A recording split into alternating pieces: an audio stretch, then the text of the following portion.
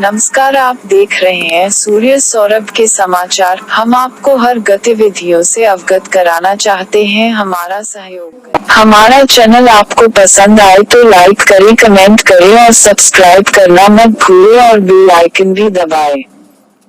लाखों के कचरा पात्र ही बने हैं कचरा सरदार शहर। नगर पालिका द्वारा स्वच्छता अभियान के अंतर्गत 2019 में खरीदे गए लाखों के कचरा पात्र ही कचरे में पड़े हैं, जबकि इन्हें कस्बे के प्रमुख स्थानों पर लगाया जाना था। करीब 23,90,886 रुपए में खरीद किए गए ये कचरा पात्र का करीब 8 माह से कोई इस्तेमाल नहीं किया जा रहा है। ऐसा लगता है कि इससे पूर्व कचरा संग्रहण करने के लिए साइकिल रिक्शा खरीदे गए थे, जो स्वयं कचरा बनकर रह गए थे, जिनका आज तक कोई इस्तेमाल नहीं किया गया, जिन्हें खरीदे करीब 10 वर्ष बीत चुके हैं। आज उनका कोई अस्तित्व भी नजर नहीं आ रहा है। क्या इसी प्रकार यह कचरा पात्र भी कभी कस्बे में कचरा संग्रहण किए जाने के लिए इस्तेमाल किए जाएंगे या फिर उन साइकिल रिक्शा की तरह कचरा साबित होगी? नगर पालिका प्रतिपक्ष नेता राजकरण चौधरी एवं पार्षदों ने बताया कि स्वच्छता अभियान के अंतर्गत नगर पालिका के तत्कालीन अधिशासी अधिकारी द्वारा 6 दिसंबर 2019 को 23,90,886 रुपए की लागत से 2-in-1 48 16 बड़े व 25 ग्रामीण कचरा पात्र खरीद किए गए थे, जिनमें से कस्बे के वार्डों में 16 बड़े पात्र तो रखा दिए गए। 2-in-1 का एक पात्र राज वाले कुएं के पास लगाकर अध्यक्ष ने शुभारंभ कर दिया था, लेकिन उसके बाद शेष सभी कचरा पात्र भंडार में कचरा बनकर शोभायमान हो रहे हैं। वहीं 25 ग्रामीण पत्र जो एसडीएम कार्यालय के पीछे जम खा रहे हैं, इनकी हालत भी साइकिल रिक्शा ट्रॉली जैसे ही होंगे। सरकार की योजना के लाखों रुपए खर्च करके भी जनता के उपयोग में नहीं आ रहे हैं। बिना मास्क लगाए घूमने वालों की पुलिस ने काटे चालान। सरदार शहर तहसील के ग्राम फोगो में आम चौपाल पर एएसआई विजेंद्र कुमार शर्मा एवं प्रदीप कुमार मीना भालरी थाना के अधिकारी ने निरीक्षण किया, जिसमें बिना मास्क लगाए लोगों को घूमते हुए देखकर 7 लोगों के चालान काटे। एएसआई ने बताया कि लोग इस कोरोना वायरस की महामारी को देखते हुए भी ध्यान नहीं दे रहे हैं, ऐसे लोगों के खिलाफ कड़ी कार्रवाई की जाएगी। आप सभी से इस महामारी को देखते हुए सबको सामाजिक दूरी की पालना करनी चाहिए एवं बिना मास्क लगाए घर से बाहर न निकले। राजपूत समाज व रावणा राजपूत समाज संघर्ष समिति ने महामहिम राष्ट्रपति व प्रधानमंत्री के नाम ज्ञापन दिया। सरदार शहर राजपूत व रावणा राजपूत संघर्ष समिति द्वारा महामहिम राष्ट्रपति एवं प्रधानमंत्री के नाम थाना अधिकारी को ज्ञापन दिया। जोगेंद्र सिंह राठौड़ बरजांगसर ने बताया कि आज से 3 साल पूर्व चुरू जिले के मालासर में आनंदपाल सिंह का फर्जी एनकाउंटर हुआ था। उसके बाद उनके पैतृक गांव सांवराद में लाखों की संख्या में सर्व समाज के लोग उपस्थित हुए व शांतिपूर्वक प्रदर्शन किया, जिसमें पुलिस ने सरकार के दबाव में गोलीबारी की। लोग अपनी जान बचाने के चक्कर में इधर उधर भागने लगे। उसी जगह राजपूत समाज के 2 व्यक्ति सुरेंद्र सिंह मालासर व भवानी सिंह गुजरात की मौत हो गई व समाज के कई लोग घायल हो गए। उसी आंदोलन में राजपूत समाज के तमाम संगठनों के नेता उपस्थित थे। उन नेताओं ने आनंदपाल के फर्जी एनकाउंटर की सीबीआई जांच की मांग सरकार से की। तत्कालीन सरकार ने समाज के लोगों का आक्रोश देखते हुए सीबीआई जांच की मंजूरी दे दी। सीबीएसई को जांच तो आनंदपाल फर्जी एनकाउंटर की करनी थी, लेकिन जो परिवार के लिए न्याय मांग रहे थे उन्हीं 24 राजपूत समाज के नेताओं को दोषी ठहराते हुए उन्हीं पर मुकदमे दर्ज कर दिए गए। हम केंद्र सरकार व राष्ट्रपति महोदय से मांग करते हैं कि जल्द से जल्द सीबीआई द्वारा दर्ज मुकदमे वापस हो, अन्यथा राजपूत समाज व सर्व समाज के लोग पूरे भारत में प्रदर्शन करेंगे, जिसकी जिम्मेदारी सरकार की होगी। सभी करणी सैनिक विरोध करने के लिए काले कपड़े, काले मास्क व काली पट्टी पहनकर पहुंचे। उस समय की तत्कालीन सरकार के साथ जो समझौता हुआ था उसकी प्रतियां जलाकर व नारेबाजी करके पुलिस थाना के बाहर विरोध प्रदर्शन किया। इस मौके पर महेंद्र सिंह, ओंकार सिंह, जीतू सिंह, इंद्र सिंह, विक्रम सिंह, विवेकपाल सिंह, सुरेंद्र सिंह, दीवान सिंह, उत्तम सिंह आदि करणी सैनिक उपस्थित थे। थाने में आज आपने ज्ञापन दिया है, किस संबंध में दिया है?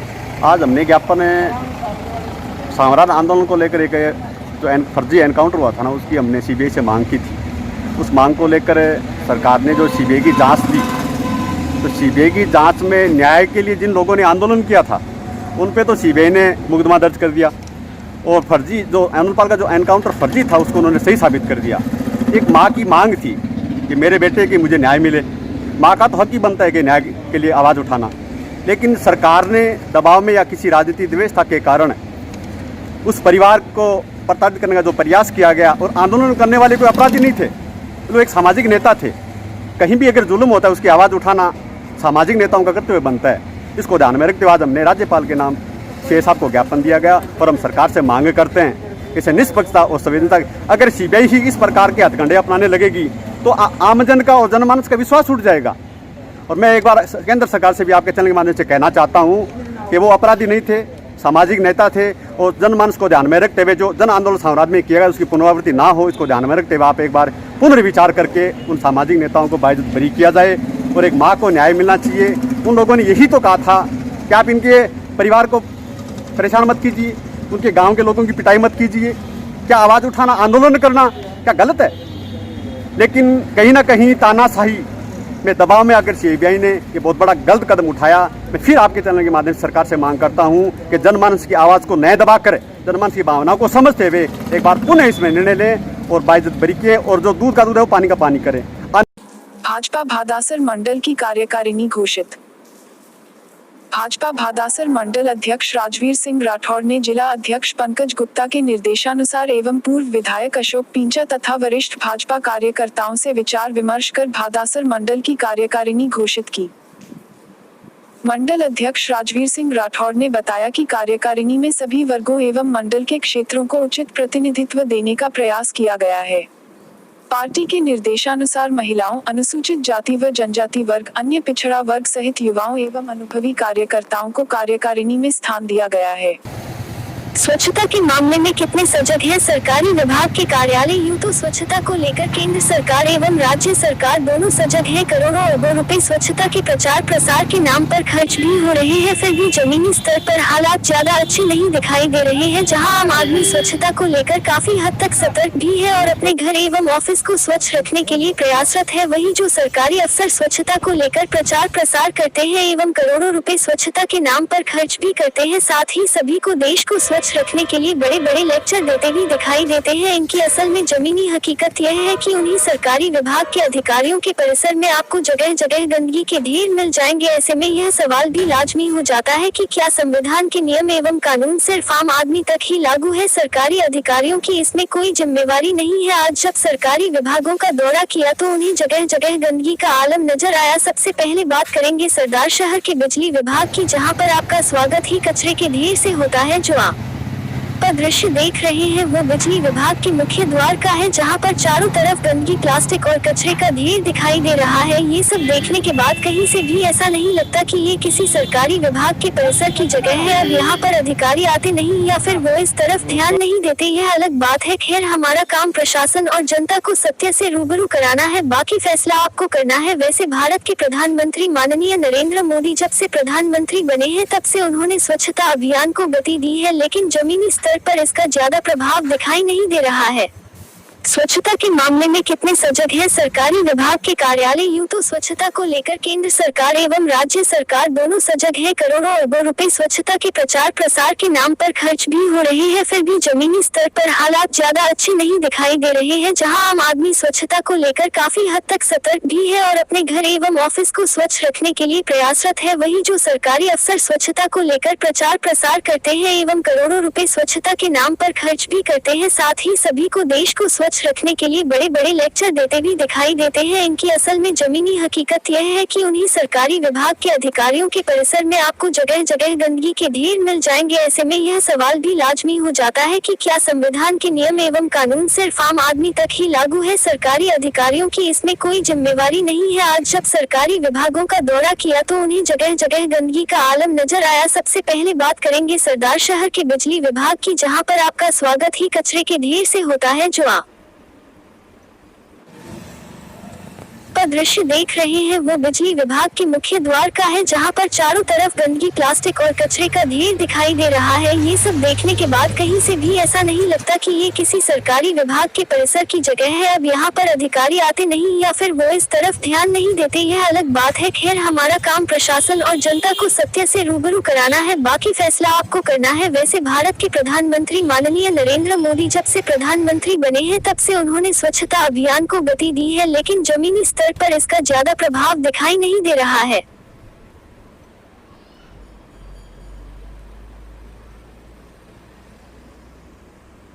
यही हाल सरदार शहर पंचायत समिति के हैं, जहां पर आम आदमी के लिए बनाए गए शौचालय की हालत इतनी गंदी है कि हम आपको दिखा भी नहीं सकते। भयंकर बदबू के कारण हम बहुत ज्यादा पास तो नहीं जा सके, लेकिन फिर भी हम आपको दिखाते हैं कि किस तरह से सरकारी सिस्टम सोया हुआ है। शौचालय के अंदर न ही तो पानी की व्यवस्था थी और न ही किसी प्रकार की सफाई की व्यवस्था नजर आए। ऐसे में आम आदमी किस तरह से इन सुलभ शौचालय का उपयोग कर सकता है, और अगर कर भी ले तो किसी न किसी संक्रमित बीमारी का शिकार होने का खतरा बराबर बना रहता है। वही यही हाल उपखंड अधिकारी कार्यालय में बने हुए शौचालय का नजर आया, जिसमें इतनी बदबू आ रही थी कि आप उनका उपयोग छोड़कर उनके पास भी नहीं फटक सकता। इसी उपखंड कार्यालय के पीछे नगर पालिका द्वारा खरीदे गए कचरा पात्र डाले हुए हैं, जिनका उपयोग नहीं होने के कारण वो खुद कचरा बन गए हैं। लगभग 25 कचरा पात्रों को काफी समय से अपने गंतव्य स्थान पर पहुंचने का इंतजार है, लेकिन नगर पालिका प्रशासन की सुस्ती के कारण हो एक दिन ऐसे ही खराब हो जाएंगे और कबाड़ बन जाएंगे। आखिर क्यों अधिकारी इन कार्यों के प्रति संवेदनशील नहीं है, इसका जवाब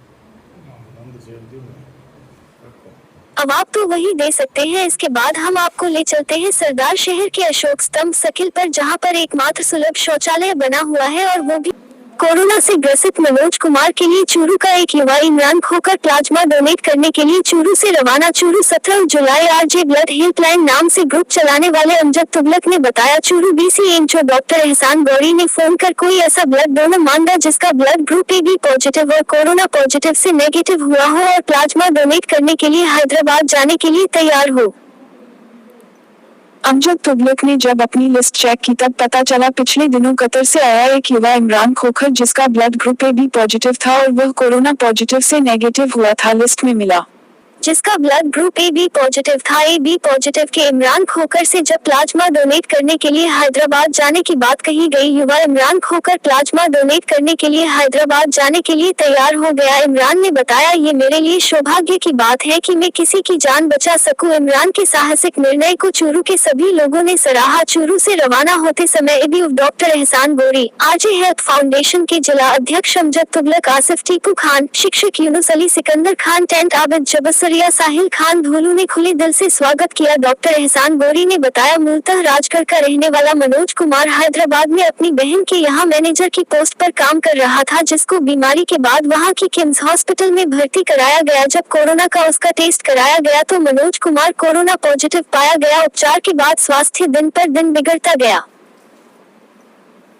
वहाँ के डॉक्टरों ने परिजनों को बताया AB पॉजिटिव की प्लाज्मा की व्यवस्था करनी है। परिजनों ने हैदराबाद में काफी प्रयास किए, लेकिन उनकी व्यवस्था वहाँ पर नहीं हो पाई। जब यह मैसेज मेरे पास आया तो मैंने भी अपने प्रयास शुरू किए। चूरू RJ हेल्थ फाउंडेशन के जिला अध्यक्ष के सहयोग से इमरान भाई से संपर्क हुआ। इमरान खोकर को जब स्थिति से अवगत कराया, इमरान खोकर ने हैदराबाद जाने की सहमति जताई।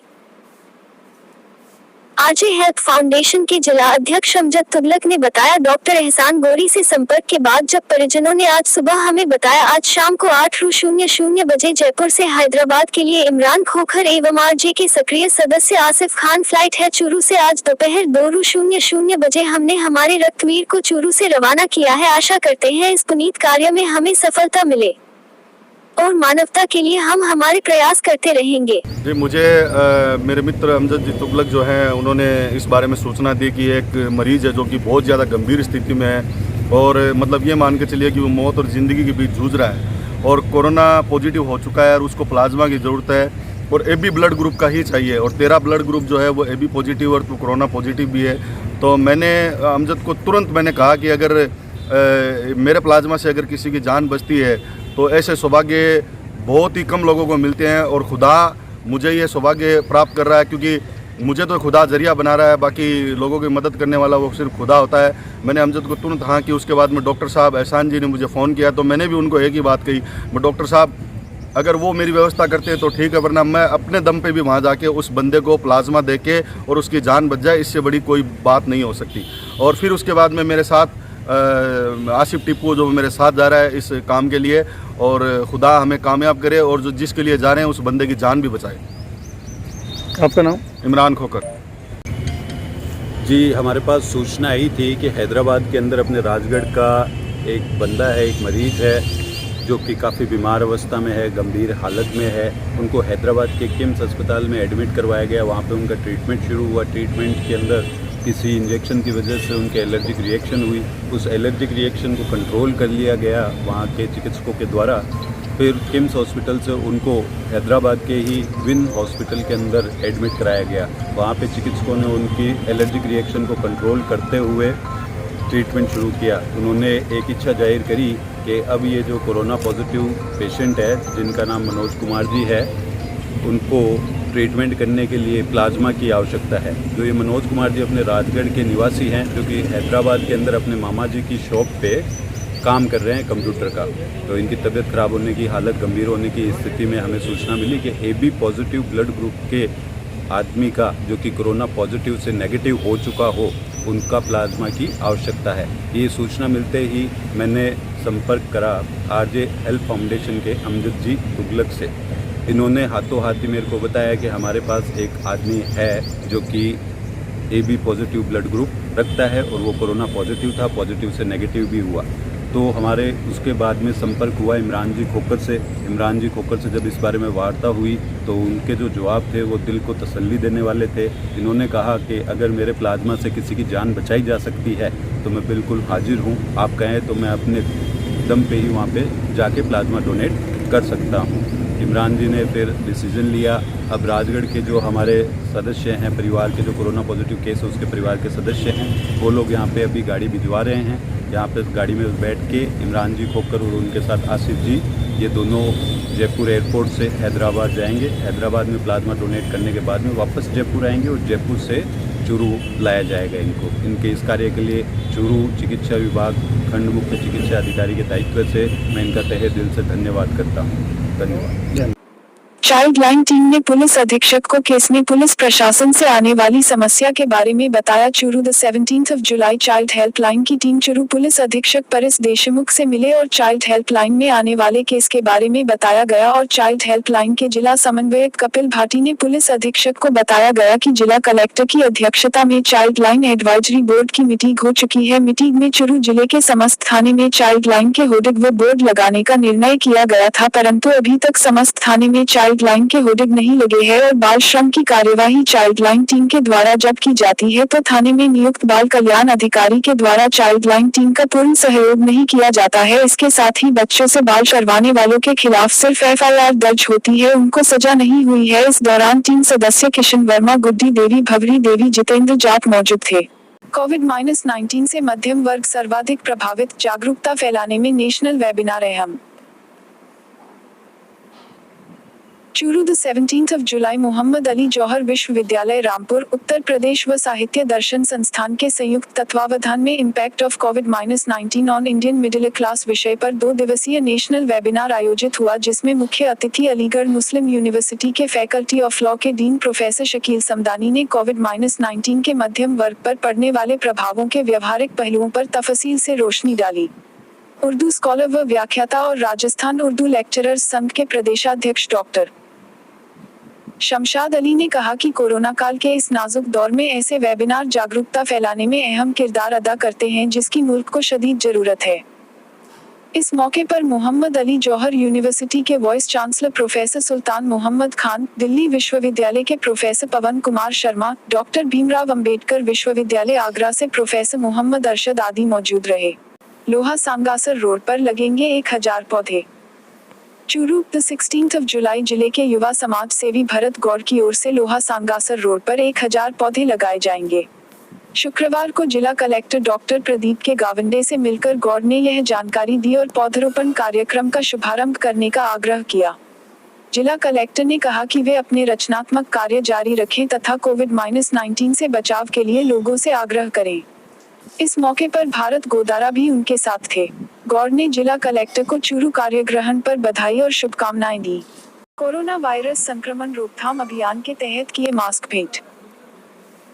चूरू 17 जुलाई निकटवर्ती ग्राम देपालसर के श्री शिवपुरा बालाजी धाम में समाज सेवी व पर्यावरण प्रेमी शिक्षक बाबूलाल तुंगरिया ने मंदिर के पुजारी श्री हरिचरण शर्मा को कोरोना वायरस संक्रमण रोकथाम अभियान के तहत मास्क भेंट किए। इस दौरान पुजारी श्री शर्मा ने तुंगरिया के प्रयासों की सराहना करते हुए कहा कि आमजन को मास्क पहनने, नियमित रूप से हाथों को साबुन से धोने, सैनिटाइजर का उपयोग करने एवं सोशल डिस्टेंसिंग बनाए रखने के प्रति जागरूक करके ही कोरोना महामारी पर काबू पाया जा सकता है। तुंगरिया ने बताया कि कोरोना वायरस संक्रमण रोकथाम अभियान का उद्देश्य प्रत्येक व्यक्ति कोरोना महामारी से बचाव के लिए जरूरी उपायों को जीवन में अपनाए और दूसरों को भी प्रेरित करे। अब तक 30,000 से भी ज्यादा मास्क घर पर तैयार करके जरूरतमंदों को बांटा चुके हैं। इस अवसर पर अनेक गणमान्य लोग उपस्थित थे। चूरू जिला मुख्यालय पर आज कुंभाराम आर्य किसान फाउंडेशन के नेतृत्व में किसानों ने मुख्यमंत्री के नाम जिला कलेक्टर को ज्ञापन सौंपा है। इनकी मांग है कि चूरू जिले में टिड्डी दल द्वारा किसानों की फसल के नष्ट होने का आकलन शीघ्र करवाया जाए तथा टिड्डी दलों को समूल रूप से नष्ट करने के लिए हेलीकॉप्टर द्वारा दवा का छिड़काव करवाया जाए। उन्होंने कहा कि मरुस्थलीय जिले चूरू में मई माह से ही टिड्डी दल ने पड़ाव डाल रखा है और दिनों दिन विकराल रूप से किसानों की फसलों को चौपट कर रहा है। उन्होंने यह भी कहा कि कोरोना संकट के कारण बाहरी राज्यों में मजदूरी करने वाले लोग भी अपने घरों में आ गए हैं और बेरोजगारी के कारण हालात विकट होते जा रहे हैं। इसलिए किसानों की फसल का आकलन तुरंत करवाया जाए और टिड्डी दलों को समूल नष्ट करवाया जाए।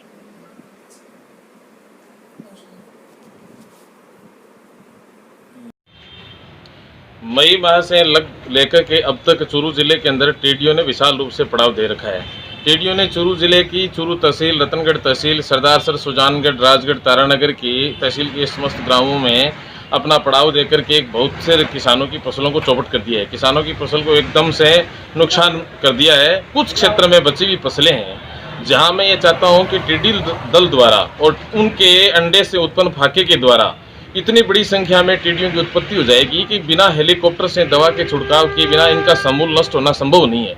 अतः आज हम सोशल डिस्टेंसिंग का पालन करते हुए अल्प संख्या में जिला कलेक्टर महोदय चूरू को ज्ञापन देकर के मुख्यमंत्री के नाम से ज्ञापन दे रहे हैं कि समय रहते हुए किसानों की फसलों का जो नुकसान है उसका आंकलन किया जाए। एसडीएम लेवल के अधिकारी से उसकी अध्यक्षता में कमेटी गठित करके फसल जो खराबा हुआ है, जो फसलें टिड्डियों के द्वारा नष्ट हुई है, उनका आंकलन हो तथा शेष बची हुई फसलों के लिए हेलीकॉप्टर के द्वारा दवा का छिड़काव हो जिससे किसानों के जान माल हितों की सुरक्षा हो सके। आपका नाम? मेरा नाम रामरतन सिहाग है। मैं जिलाध्यक्ष हूँ कुंभाराम आर्य किसान फाउंडेशन चूरू। हमारा चैनल आपको पसंद आए तो लाइक करें, कमेंट करें और सब्सक्राइब करना मत भूलें और बेल आइकन भी दबाएं।